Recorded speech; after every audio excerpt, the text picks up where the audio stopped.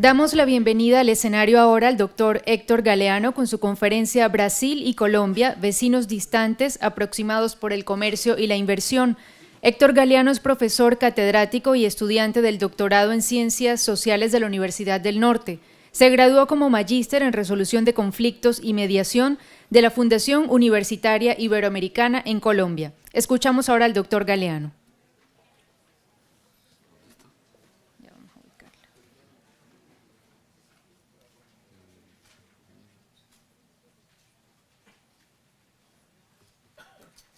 Bueno, 20 minutos, yo le aviso cuando le queden como 2, 5, bueno, ya avisan. Sí, claro que sí. Bueno, muy buenas tardes.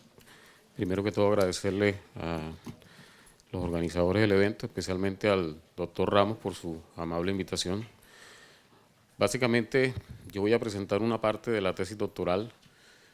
Lo que he buscado con este ambicioso proyecto, como es una tesis doctoral, es estudiar la relación colombo-brasileña desde el año 1994 en términos de seguridad. Seguridad regional, seguridad fronteriza y seguridad global, las visiones, la convergencia y las divergencias. Y el tema de economía y comercio se ha hecho fundamental porque es una de las variables, o mejor, es la variable que fundamentalmente ha acercado a los dos países. Yo parto de una base inicialmente, como una pregunta-problema y una hipótesis, y es que pues, nos preguntamos cuáles son los factores que han conducido a que la relación entre los dos países se marquen en una notoria desconfianza y distanciamiento. Vale la pena recordar que los dos países no solamente compartimos el recurso más valioso en términos de ecosistema que tiene el planeta, como es la Amazonía, sino que además compartimos 1.650 kilómetros de frontera, en los cuales tenemos todo tipo de escenarios, algunos muy dramáticos como el delito transnacional, otros también muy dramáticos como hace el tema de la pobreza en el centro más poblado que es Tabatinga, Leticia o la Triple Frontera, incluyendo a Santa Rosa, Perú. Y estamos partiendo de una hipótesis en la cual encontramos algunas variables que sin duda alguna luego de esta investigación han demostrado que son relevantes de manera negativa en la relación. Lo primero es una indudable intervención de los Estados Unidos a lo largo de la historia, que ha generado que Brasil haya tejido una notoria desconfianza hacia Colombia y viceversa. Y lo otro es la búsqueda del liderazgo regional. Usualmente uno desde la academia utiliza una expresión, es que Brasil es el líder innato, entre comillas, innato, aclaro, de la región, por sus condiciones geográficas. Indudablemente es el país más grande de la región, colinda con 8 países de los 10 países de la región, es la economía más fuerte, es el país más poblado, es decir, tiene todas las condiciones, pero hay otros países, como el caso colombiano, que desde la perspectiva, que desde la perspectiva de la teoría se consideran como países, como líderes de segundo nivel, de segundo orden, que es básicamente el caso de Colombia, Venezuela, Argentina y Chile. Haciendo una breve contextualización, podemos mirar primero desde la óptica de la política exterior. Brasil ha consolidado históricamente desde principios del siglo XX lo que desde la disciplina llamamos como una política exterior de Estado.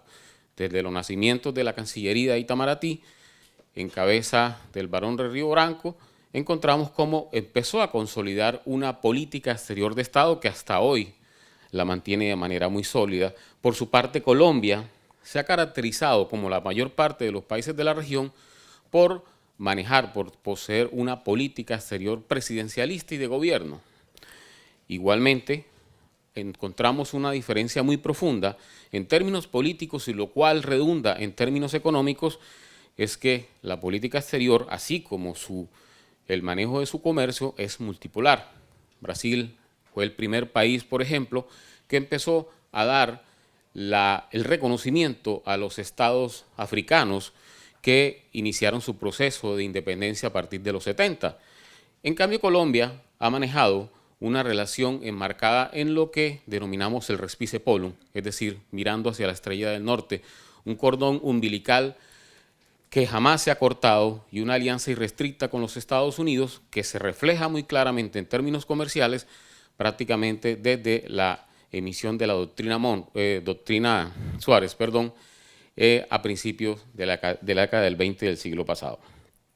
La balanza, bueno, en términos de su liderazgo, pues es muy interesante observar cómo los brasileños, sobre todo a partir del gobierno de Fernando Henrique Cardoso, inicia claramente una senda de propugnar y de posicionarse como el verdadero líder regional. Decía que en términos de la balanza comercial, pueden observar cómo la balanza comercial nuestra siempre ha estado en su mayor parte mirando hacia los Estados Unidos, generando una dependencia muy grande hacia la potencia continental. Por su parte, la balanza comercial de Brasil es muy multipolar, tiene una estrecha relación con China, igual con los Estados Unidos, con Europa, y tiene un sólido intracomercio, especialmente a partir del Mercosur o del relanzamiento del Mercosur en el año 2000, básicamente. Pues hay una diferencia también bien interesante, y es que luego de la redemocratización brasileña, recordemos que Brasil vive un periodo de dictadura militar a partir de 1965 hasta 1985, con el ingreso a la democracia y el posterior ascenso, la consolidación de la democracia por parte de Fernando Henrique Cardoso, entró en un claro modelo neoliberal, igual que toda la región latinoamericana. Sin embargo, y aquí encontramos una diferencia, Colombia sigue siendo un alumno por excelencia del consenso, mientras que Brasil, con el gobierno de Lula da Silva y su posterior sucesora, Dilma, encuentra en unas ciertas variaciones al modelo clásico neoliberal que le permite replantear interesantemente la economía. Y pues en este sentido, en consonancia con esto, vemos cómo Colombia está insertándose en el comercio global por la senda de los tratados de libre comercio.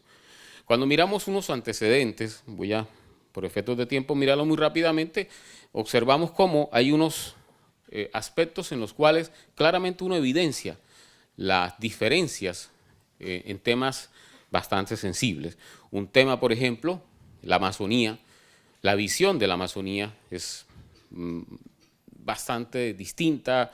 Brasil propugna por una defensa global del recurso. Es muy claro que varias potencias han manifestado la famosa internacionalización de los recursos amazónicos, Margaret Thatcher, George Bush, Mikhail Gorbachev, por citar algunos, y con base en esto también ha puesto en marcha el famoso sistema de vigilancia amazónica CIPAN y el CIPAN, en el cual Colombia ha entrado, pero de manera muy tímida, especialmente por aducir que los recursos que se requieren para esto son bastante altos. El tema de UNASUR también se volvió un tema de controversia entre los dos estados, cuando Colombia solamente hasta el año 2009 logra ratificar el famoso Consejo de Defensa Suramericano, lo cual hizo porque se vio prácticamente obligado por toda la región a la ratificación del mismo. El tema de Iniciativa para la Integración Regional de Suramérica, IRSA, que viene de principios de siglo, que es una clara demostración del liderazgo brasileño. Y por último, un tema que es global, que es Brasil como potencia emergente ha manifestado claramente que busca ser miembro permanente del Consejo de Seguridad de las Naciones Unidas, del famoso 5 grandes, y pues Colombia, bueno, no solo Colombia, varios países de la región, son 46 países de la región que consideran que el Consejo de Defensa, el Consejo de Seguridad de las Naciones Unidas no debe reformarse en ese sentido, y pues obviamente rechaza y descarta el ingreso de Brasil a el Consejo Permanente. Y en este sentido llegamos a un punto bien interesante, y es cómo miramos nosotros, y obviamente incluye a Colombia, cómo mira Colombia el liderazgo brasileño. Pues hay una mirada que es favorable por algunos sectores, y es que ese liderazgo se soporta sobre unos principios de colaboración y cooperación institucional. Mientras que hay un sector bastante grande, por cierto, que lo mira con mucho recelo, que lo mira de manera desfavorable. Y lo mira de manera desfavorable porque considera que es un proceso de expansión y que realmente Brasil no está interesado, y ahí vamos ya entrando en el punto de la economía y el comercio, no está interesado en dar los sacrificios que el liderazgo requiere, sino que solamente mira el liderazgo desde la perspectiva de los beneficios que puede recibir. Entonces, he planteado temas más de orden político, de seguridad, pero también cómo podemos evidenciar ese distanciamiento en términos económicos comerciales. Estamos hablando de una de las principales potencias económicas del planeta. Pues hasta hace un tiempo nosotros teníamos un escenario en el cual había una frontera que nos unía, pero había más factores que nos desunían. A nivel fronterizo, por ejemplo, seguíamos y desafortunadamente seguimos viendo una economía de subsistencia, no permite mayores intercambios. Básicamente hablamos de una zona sola, muy poblada, que es básicamente Leticia Tabatinga, el Triángulo Amazónico, la Triple Frontera, en la cual hay un abandono por parte del Estado. Los indicadores sociales son bastante dramáticos. Hay un distanciamiento muy grande de los polos productivos de los dos países, y de hecho el intercambio comercial hasta principios de los 90 mostraba cómo solo el 1% de las exportaciones de cada país, del intercambio comercial, perdón. De hecho, Colombia le exportaba 50 veces más a los Estados Unidos que a Brasil, indicador que llama la atención porque, pues, obviamente, ni siquiera es un país de la región.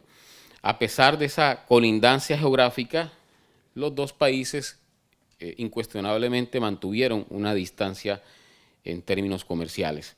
Los medios de transporte entre ambos países eran muy precarios. Se ve, por ejemplo, en términos de rutas aéreas que no eran frecuentes, una infraestructura vial casi inexistente. Y partamos de una base: la zona fronteriza tiene, para el caso de Leticia, que es una de las cosas que han propugnado, es tener constitucionalmente el mismo tratamiento que tiene San Andrés. San Andrés tiene un tratamiento especial como zona insular, pues ellos han propugnado por poseer constitucionalmente el mismo tratamiento que tiene San Andrés, porque de hecho no está rodeado por mar, pero es prácticamente, está apartado del resto del país. Hace 2 años tuvieron unas condiciones meteorológicas que hacían imposible el aterrizaje de un avión, por ejemplo, de la Fuerza Aérea, para suministrar alimentos, lo que ratificó muchísimo esa aspiración que como parte de una zona muy olvidada de Colombia tiene. Y en términos comerciales, pues había faltaba agilidad, transparencia en términos aduaneros, y pues en términos de embarque, desembarque, en términos portuarios bastante precarios.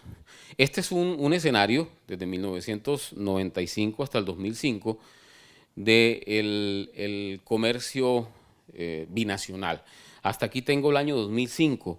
Cuando uno mira la balanza comercial, o cuando mejor uno mira las exportaciones, y no tengo una diapositiva con el cuadro, podemos ver como el año 2003, en este momento nosotros estamos exportando 1.500 millones de dólares a Brasil. Ahora tal vez retorno un poco a mostrar esta diapositiva porque es la evidencia de cómo ese distanciamiento notorio entre los dos estados se ha venido disminuyendo con base en términos de comercio y en términos comerciales fundamentalmente.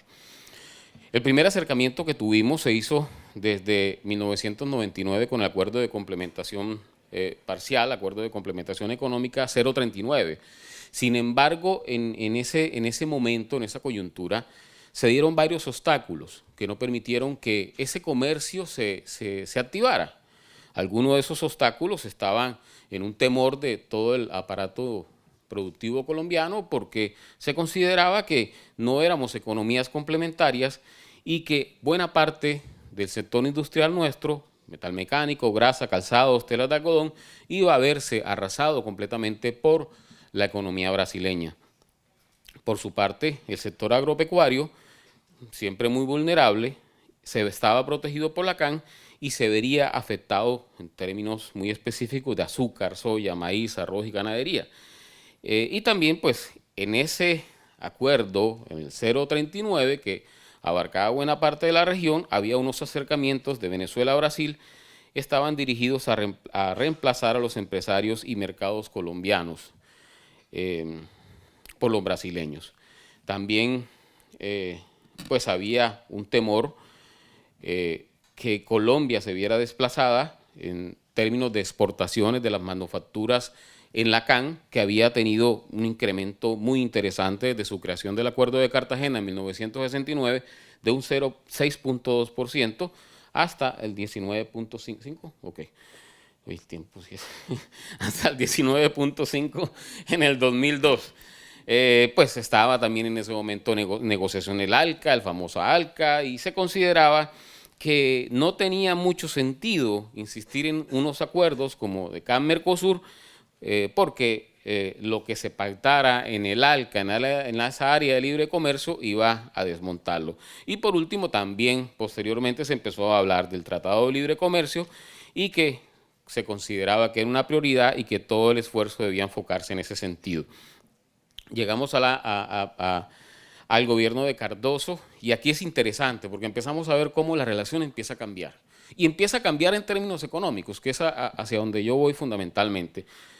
Cardoso tiene una nueva mirada hacia la región y esa nueva mirada la evidencia uno en términos, por ejemplo, de Mercosur. El Mercosur se relanza en el año 2000 y hay algo muy importante, yo diría que es un punto de quiebre, un punto histórico, y es el año 2004 en el cual se empiezan a suscribir una serie de acuerdos de complementación económica, dentro del cual se destaca siempre el 059, que es el acuerdo que ha impulsado muchísimo la relación económica y comercial entre los dos países. De hecho, posteriormente, ya en el gobierno de Lula, vemos como unos datos interesantes, hay 15 reuniones entre Lula y Uribe, se fortalece la Comisión de Vecindad, se fortalece la Comisión Bilateral de Cancilleres. Miren que el año 2006 posiciona a Brasil como segundo socio en importaciones y 2007-2008 pasa segundo al tercer lugar, pero hay un acercamiento bien interesante en este sentido. Uno parte de la base que cuando el inversor está buscando a un socio o a un país como socio, es porque esa desconfianza de la cual yo hacía referencia cuando comencé se estaba diluyendo paulatinamente. Hay una multiplicación bien interesante de las inversiones brasileñas en sectores como el aéreo, energético, minero, acero, metal mecánico, pero también de Colombia hacia Brasil, especialmente sectores energéticos, de industria y azúcar. Pero también aquí hay otro punto de quiebre y tiene un componente político y de seguridad, y es básicamente el famoso acuerdo complementario de cooperación, asistencia técnica de defensa entre el gobierno de Colombia y los Estados Unidos, que le permitiría a los Estados Unidos utilizar 7 bases colombianas por parte de las Fuerzas Armadas norteamericanas. Ese es un punto de quiebre, porque inmediatamente prácticamente la relación se vuelve a marcar en términos de confianza. Y pues con todo esto, y teniendo en cuenta el tiempo, pues uno puede sacar varias conclusiones frente a la relación con lo que viene siendo la séptima potencia económica del mundo. El liderazgo ha sido y sigue siendo una de esas variables que ha generado divergencia entre los dos estados. Incuestionablemente la intervención de los Estados Unidos ha impulsado desconfianza mutua, por eso cito el acuerdo militar, porque fue un punto de quiebre entre los dos países ya en época muy cercana. En toda esta relación distante en términos de visiones de seguridad, en términos de visiones de alianzas estratégicas en el planeta, hay un punto, y es el punto de la economía, el que ha logrado converger a los dos estados, y un ejemplo de ello es el año 2004. De hecho, con base en ese 0,59, el AC 0,59 del 2005, que entra a operacionalizar el 2005, vemos cómo esas exportaciones que veíamos en el cuadro de Colombia, que estaban en los 141 millones, llegan a los 1.500 millones en el año 2013.